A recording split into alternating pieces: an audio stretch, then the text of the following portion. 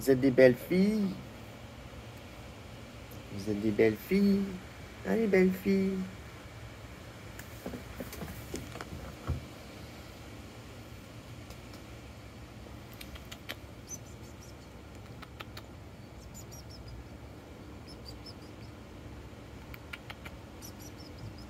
Allez, belles filles.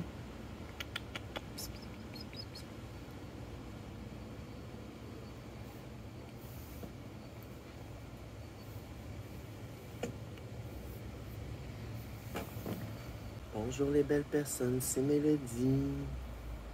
Dehors avec les mine-mine. On a une mine-mine, deux mine-mine. Donc voilà. Good morning. Nous sommes samedi matin. Je me lève comme ceci. Mes cheveux sont pas trop en bordel. Ça va bien. Je prends mon petit café avec les minounes. Je lisais les nouvelles sur mon sel. C'est ça. Samedi matin, on lit les nouvelles, on prend son café. Puis, j'ai un sujet dans la tête que j'ai envie de parler depuis un moment. Je sais pas si je suis dans la bonne situation pour en parler. Là. Je vais peut-être rentrer en dedans. Parce que mon cellulaire dit qu'il fait trop chaud, qu'il a trop chaud. Donc je vais sûrement rentrer en dedans et vous parler de mon petit sujet. Puis ce petit sujet-là, il semble qu'il revient souvent ce temps-ci, puis que c'est quelque chose que j'ai remarqué pour les hommes, pour les femmes, pour les personnes qui, je sais pas, ont surplus de poids, une personne qui est mince, tu sais. Chaque morphologie, chaque genre, il y a comme une espèce de... On parle de stéréotypes dans la vie, quand on veut faire une généralité sur, comme je dis, soit un genre, soit une morphologie, ou ça peut être au niveau de la carrière, bref. Les stéréotypes, on est toujours exposé à ceux-ci. On est toujours...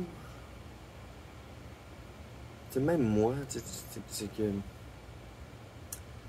je sais pas, mon coloc ou n'importe quelle personne, on va avoir des jugements, des généralités, des stéréotypes qu'on va projeter sur les autres. Tu sais, c'est comme, je vais dire le mot, la menace du stéréotype. Donc cette vidéo, je veux parler de la menace du stéréotype. C'est-à-dire, peu importe ta morphologie, peu importe ton genre, il y a toujours quelque chose en haut de ta tête qui plane, comme une épée de Damoclès, et c'est les stéréotypes. Les minounes sont belles. Puis cette menace du stéréotype-là, elle nous guette partout, n'importe quand. Cette menace du stéréotype.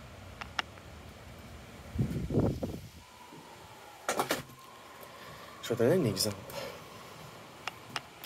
J'étais avec mon coloc hier. Puis là, on parle d'une personne. Cette personne est assignée femme à la naissance et maintenant s'affirme homme. Avant de s'affirmer homme, cette personne s'affirmait non-binaire et jouait beaucoup dans l'androgynie. Et là, aujourd'hui, cette personne se considère joue un peu dans l'androgynie, mais a passé du côté des hommes. Vraiment plus. Tout comme moi, je joue un peu avec l'androgynie au départ, et maintenant, j'ai penché du côté des femmes. Et peu importe on est qui, peu importe quoi que ce soit, il y a toujours une épée de Damoclès en haut de notre tête. Il y a toujours la menace du stéréotype qui plane. Même que ce soit pour un homme aussi. C'est comme je dis, n'importe quelle morphologie, n'importe quelle Genre.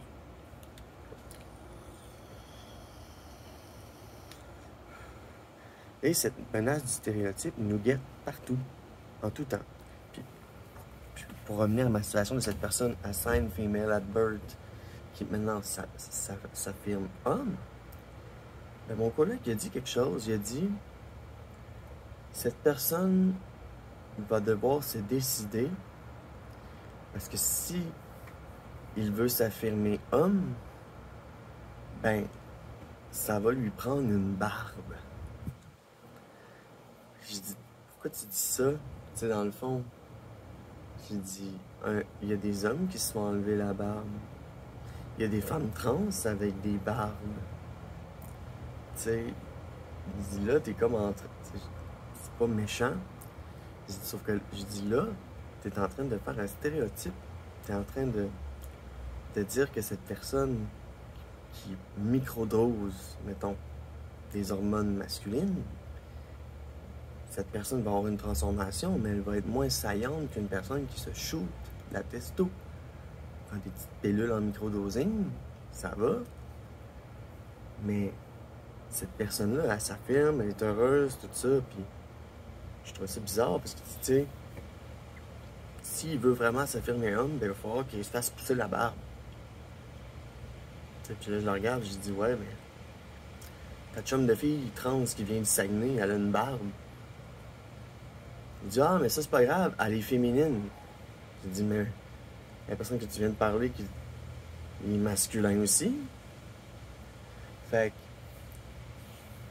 tu sais, il y a du monde qui vont, c'est ça, tu leur dis quelque chose, puis ils vont faire un stéréotype, ils vont exposer un stéréotype, puis là, tu dois leur dire, tu dis, mais tu viens de dire que si cette personne n'a pas de barbe, ce n'est pas un homme. Mais moi, je te dis que ton ami de fille n'a pas l'argent pour se faire le laser. Une femme à barbe, c'est correct, mais un homme pas de barbe, c'est pas correct. Tu me dis, ah oui, mais elle est féminine. Et il est masculin aussi. C'est une personne qui est masculine, qui n'a pas de barbe. Puis si t'es une fille, que tu es une femme, mais que tu as une barbe, c'est correct. Mais non, j'ai dit. J'ai dit, ta remarque que tu as dit, ça va dans les deux sens aussi. Tu dis, ah, mais l'autre est masculin. L'autre est féminine, c'est correct, même si elle a une barbe. Bon, ben, ça devrait être correct que cette personne-là s'habille homme, ait pas de barbe. Puis il y a des hommes qui se font enlever la barbe. Il y a des hommes qui se font du laser. Fait que là, je vais continuer. Mon coloc, c'est un homme. Homme, cis, straight, ce qu'il y a de plus classique. Et même lui, en tant qu'homme privilégié, il vit la menace du stéréotype.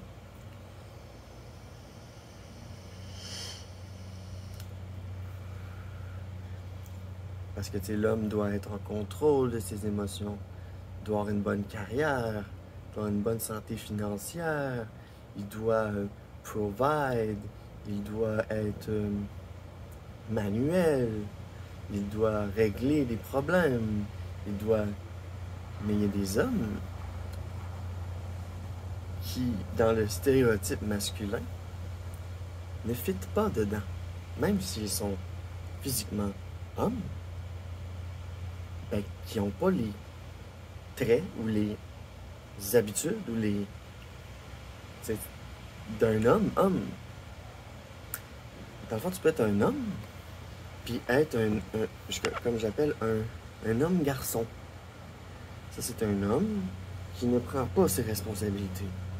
Un homme qui, lorsqu'il y a un problème, ne le règle pas. Un homme qui fait à sa tête. Un homme qui gère mal ses émotions. Un homme qui manque de maturité émotionnelle parce que leur mère leur a pas appris ça. La maturité émotionnelle, c'est appris à la femme, c'est la mère qui apprend à la femme à gérer ses émotions. Fait que les hommes, eux, ont moins cet aspect-là. Fait que si un homme, c'est, tu sais, ne fait pas ce que le stéréotype attend de lui, est-ce que c'est vraiment un homme?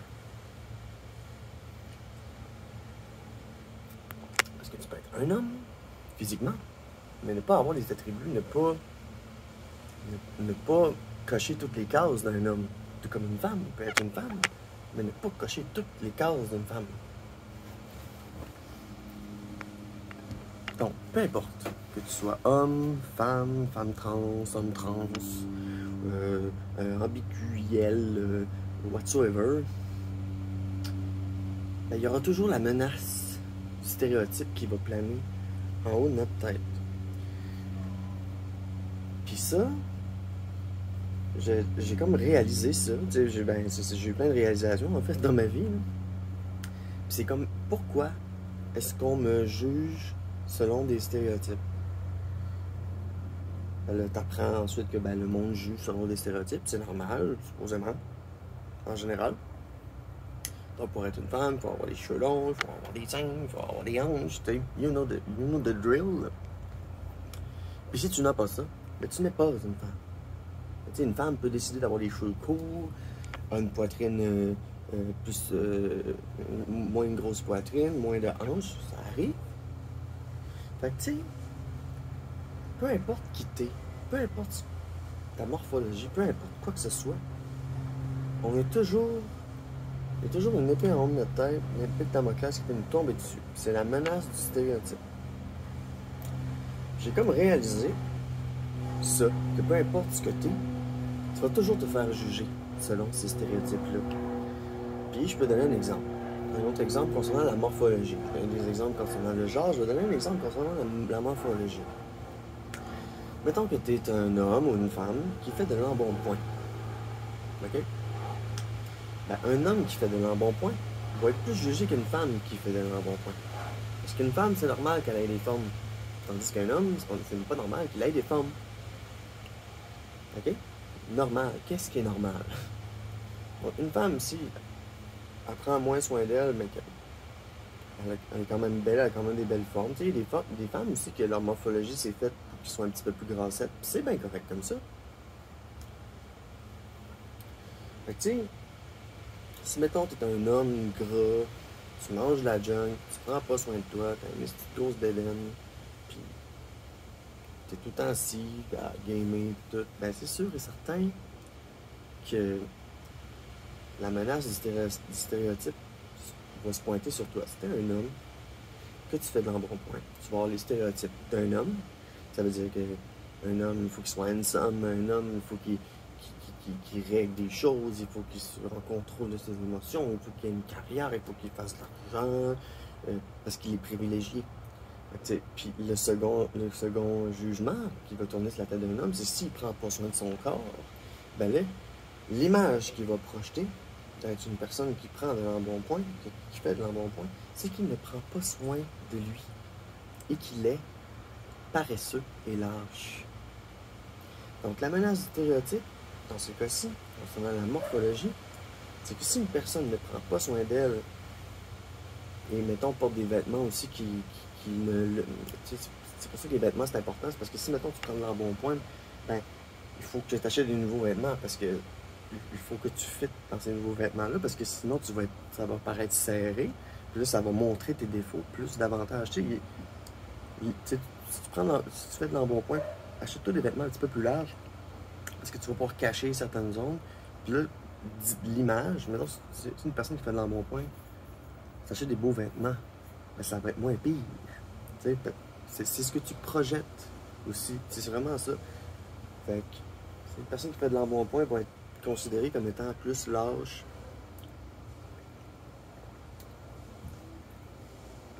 Puis tu sais, fait que c'est ça. C'est que la menace du stéréotype est vraiment partout. Puis tu sais, mettons, si tu t'habilles sport, ben là, ça projette l'image que tu prends soin de toi, que tu t'entraînes, que tu prends des marches. Tu sais, c'est à quel point l'importance de l'image est importante. Puis à quel point, peu importe ton genre, ta morphologie, tu peux recevoir des jugements. Et ça, là, j'ai comme compris qu'existait la menace du stéréotype. Je cherchais ce terme-là, c'était qu'est-ce qui nous amène les gens à nous juger selon notre corps, selon notre genre. Tu sais, moi, la menace du stéréotype, c'est sur deux aspects. C'est le fait d'être une femme, Fait que je dois m'habiller en femme, je dois m'exprimer en femme. Puis la seconde affaire, c'est d'être trans. C'est que j'ai vu les jugements des personnes trans. Puis c'est ça, c'est les personnes qui vont projeter leur haine sur moi, mettons. Et moi, c'est le fait d'être femme, le fait d'être trans. Mais si, mettons, je ferais de l'embonpoint, ben là, wow. Là, j'aurais un troisième affaire, puis là, les gens penseraient que je serais lâche, puis paresseuse. Fait que la menace du stéréotype, c'est vraiment dangereux.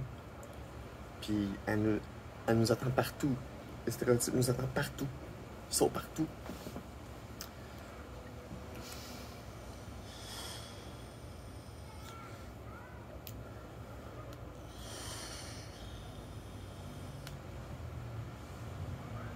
Fait que c'est ça, j'ai comme mis les mots sur quelque chose. C'est la menace du stéréotype. J'avais entendu parler de ça concernant la morphologie, mais je veux l'appliquer au genre. Parce que la menace du stéréotype, c'est vraiment quelque chose c'est quelque chose qui plane en haut de nous. C'est ça. C'est pourquoi est-ce que ça m'arrive? C'est quoi ce phénomène social-là qui amène les gens à nous juger selon notre morphologie, notre image aussi? Peut-être les vêtements qu'on porte. T'sais, moi, je m'habille pas en cheap. Je prends du fast fashion, je mélange de la marque et de la qualité avec, puis je crée un style. Fait que partout où je vais, je me ferais pas juger que je porte mettons, je porte du jugement de femme à femme. Tu sais, une personne peut s'habiller en cheap puis être bien fine, puis une personne peut s'habiller en marque, puis être vraiment à la sauce. C'est à quel point l'importance de l'image est importante, à quel point le genre est stéréotypé, à quel point la morphologie est stéréotypée. Puis ça peut être au niveau de la carrière aussi. Quelqu'un peut se faire juger au niveau de sa carrière. Par exemple, si tu veux, je sais pas, dater une carriériste, ben là, tu vas te dire, ouais, ben là, elle pourra pas me donner beaucoup de temps. Si elle met beaucoup plus d'énergie sur sa carrière, est-ce qu'il va lui rester du temps pour moi? C'est comme des interprétations. Ça, c'est bon, ça. Interprétation. On est dans l'ère de l'interprétation. Bon, voilà. Nous sommes dans l'ère de l'interprétation, du culte de l'image, de la dopamine, de la rapidité, tout va vite. Dans l'ère de l'opinion aussi, surtout. Où, genre, on va simplement écouter l'opinion, puis on va se dire que c'est ça la vérité, mais l'opinion, ce n'est qu'une opinion. Puis là, depuis que les nouvelles ne peuvent plus être de l'information qui est vraie, véridique, factuelle, on n'en a plus accès sur les réseaux, parce qu'il y a les réseaux sociaux comme Facebook, etc. Parce qu'ils ont coupé les nouvelles. Fait que là, ce que ça a fait, là, on est dans l'ère aussi de la désinformation, on est dans l'ère de l'opinion. Puis ça amène aussi l'ère du jugement, l'ère des chambres d'écho. Puis ça, c'est les algorithmes qui aident à ça. Tu likes toujours quelque chose, ben ils vont t'envoyer toujours quelque chose en lien avec ça. Si t'es transphobe, tu likes des trucs transphobes, tu vas recevoir plein d'affaires transphobes. Tu te rentres dans une chambre d'écho transphobe. Si, je sais pas, t'aimes la bouffe, puis que tu likes des trucs de bouffe, ben là, tu vas t'envoyer juste des affaires de bouffe. On est dans une étrange ère.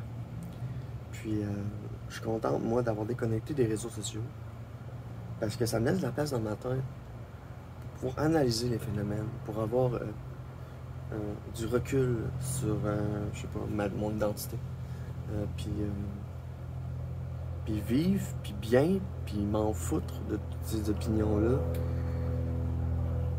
Se rendre compte aussi qu'on est dans l'ère de l'opinion, on se rend compte de ces choses-là parce qu'on peut se sentir mal, penser que c'est nous, tout simplement que les algorithmes nous mettent de la pression et de la honte. Ou les gens qui sont pris dans ces algorithmes-là vont nous envoyer pression et de la honte. Fait que la menace du stéréotype, c'est une menace de la société. C'est une suite de la pression sociale. Comme une évolution de la pression sociale. Donc voilà, petit moment de philosophie autour de mon café, un beau samedi matin, en parlant de la menace du stéréotype. Parce que, tu sais, pas besoin de parler de stéréotypes, vous les connaissez, vous le savez, vous faites juger, vous le savez. Si vous êtes une femme, vous savez que vous avez la pression sociale d'être une femme. Si vous êtes un homme, vous savez que vous avez la pression sociale d'être un homme.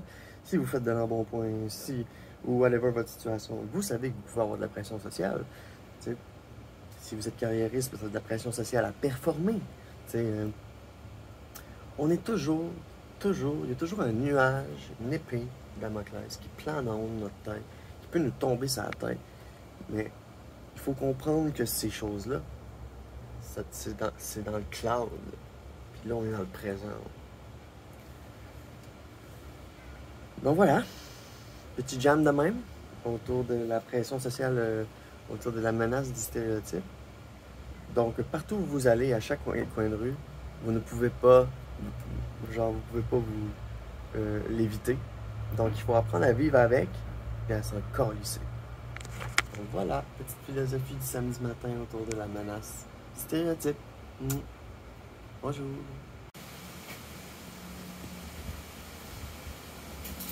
Ils sont belles les jambes, hein? Donc voilà, j'ai philosophé ce matin sur la menace du stéréotype. Regardez-moi ça. On m'a dit hier que j'avais l'air d'une health goth. Genre le côté sport et gothique mélangés ensemble. Je suis pas totalement en désaccord avec ça. Je trouve que ça me fit bien. Il est arrivé un moment dans ma vie où je commençais à prendre soin de moi, à acheter des souliers de sport pour des randonnées, tout ça. Oui, je prends soin de moi. C'est comme genre une goth qui mélange genre le sport et la mode ensemble. Fait que ça fait health goth. Donc, ça peut être un stéréotype aussi par rapport à ton style. J'en ai pas parlé tantôt. Par rapport à la menace du stéréotype. T'as la menace du stéréotype, mais t'as aussi se servir du stéréotype pour véhiculer un message aussi. Ça peut être ça. Quand j'y pense, là, dans le fond, mon style transmet quelque chose. C'est aussi envoyer un message. C'est montrer que j'ai un amour pour l'esthétique, puis que je prends soin de moi. C'est pas fou pas en tout. Fait que oui, il y a la menace du stéréotype.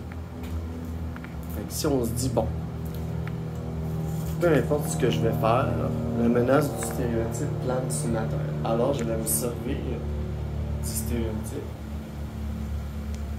pour comme... Je me sers du stéréotype pour véhiculer un message. Petit changement de sujet random, il y a quelque chose que j'apprécie beaucoup aujourd'hui. Tu sais, il fait pas trop chaud, le soleil il réchauffe, il y a un beau petit vent et tout ça. Ce qui est plaisant aujourd'hui, j'aime vraiment beaucoup. Je me suis rasé hier, rasé partout, les jambes et tout ça. Puis j'apprécie beaucoup le soleil qui frappe sur mes cuisses. Le soleil qui frappe sur mes cuisses qui sont fraîchement rasées, j'apprécie le feeling.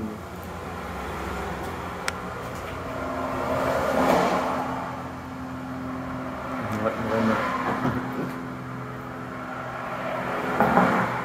Donc c'est ça. Si on peut pas s'en sortir du stéréotype, ben servons-nous-en. Moi, je suis contente parce que si je véhicule quelque chose de gothique, je trouve que ça me soude bien. C'est un style qui me soude bien. Cheveux noirs, robe noire, puis là, je rajoute des petites touches de couleurs. C'est ça, des accents qu'on appelle. Puis si je m'habille tout noir, ben, ça fait que mes yeux bleus ressortent full. Donc, voilà. Fun fact. Donc voilà, à part de ça, WhatsApp, je m'en vais faire quelques commissions. Je vais prendre l'autobus, je vais aller dans le coin de Vanier je vais aller acheter un coupe-griffe parce que j'ai perdu mon coupe-griffe. Puis là, Mia a détruit tout. Puis là, elle commence à changer de caractère. Parce que lorsque je laisse pousser ses griffes, elle devient plus férale. Elle redevient un peu plus animale. Fait que je vais aller chercher le coupe-griffe. Je vais couper les griffes. Je vais faire un petit tour de Dollarama aussi. J'ai quelques petites commissions à faire. Je veux rajouter de la lumière dans mon garde-robe pour mieux voir mes vêtements puis tout ça. Parce que noir sur noir. Parce que quand j'ai quitté mon ancien appartement, ben j'avais cette installation. Ah, l'autobus. Mélodie à l'animalerie. J'ai trouvé les coupe-griffes exactement le même. Fait que si je retrouve l'autre coupe-griffe, ben ça va être le même. Au moins, je vais en avoir deux. Et voilà, je suis à l'animalerie Dino. Dino.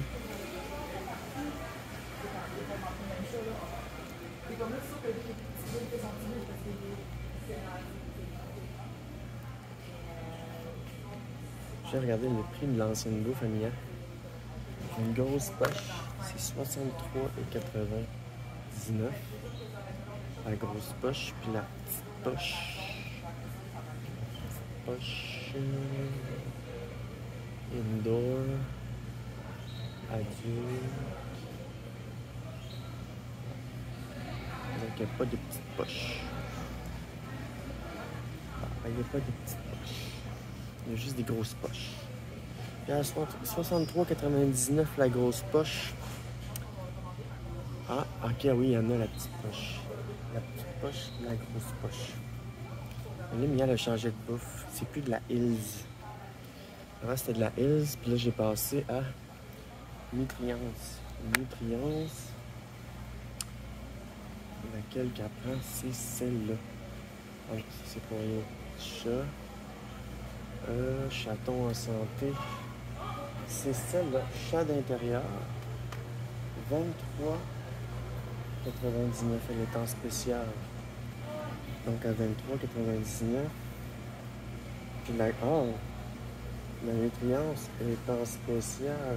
Holy fuck! Check ça. La grosse poche est à 51 et est réduite à 38. Aïe aïe! Donc voilà.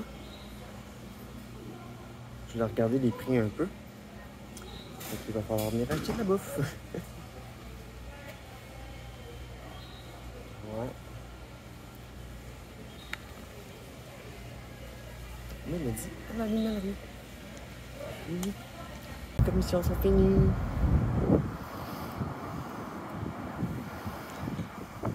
C'est une belle journée, c'est le fun. J'ai la jupe dans le vent. J'ai acheté un bidule pour Mia. C'est un petit monstre. Il est fou beau!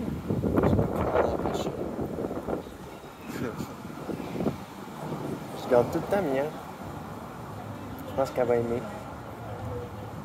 Je vais y mettre genre du spray d'herbe à chat. Pour les belles personnes, c'est Mélodie. De retour chez moi. De mes commissions. J'ai acheté quelques petites choses qui sont pratiques.